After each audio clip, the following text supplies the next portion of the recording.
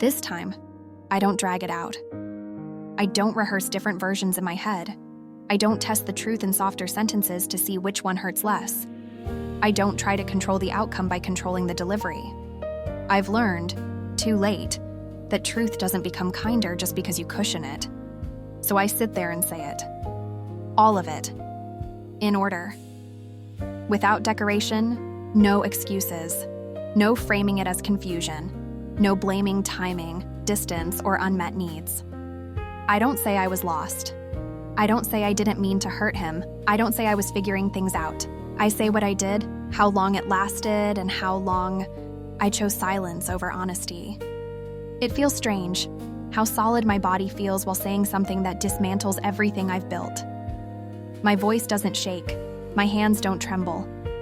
There's no aesthetic sadness here, no cinematic collapse. Just gravity. The kind that pulls you down evenly, without drama. I've always been good at enduring discomfort. This is just a different kind. He listens. Fully. Quietly. And I can tell. This isn't the moment that breaks him. That happened earlier.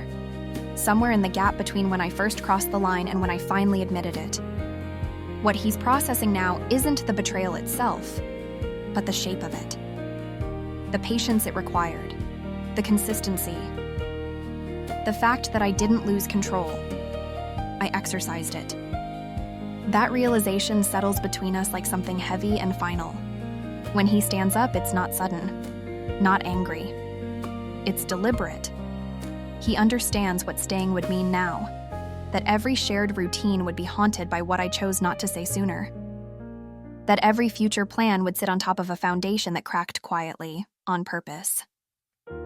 And for the first time, I don't try to stop him. Everything in me wants to. My instincts scream to hold on, to negotiate, to promise repair. I've always believed love meant staying through discomfort, fixing what's broken, refusing to abandon something just because it became difficult. But I recognize, finally, that keeping him now would be another version of the same mistake, choosing stability for myself over truth for him. So I let him leave. The silence afterward is different from the ones before. It isn't suspenseful. It isn't waiting to be filled. It's final. And I sit inside it longer than I want to, forcing myself not to rush toward the next thing just to feel grounded again. The other one stays, but not as a reward, not as a prize, not as proof that I chose right. He stays with caution, with awareness, with a new distance that wasn't there before. The warmth is still present, but it's layered now, with memory, with consequence, with the knowledge that what brought us together also revealed something about me that can't be unseen. We don't slide into comfort. We don't pretend this is a clean start.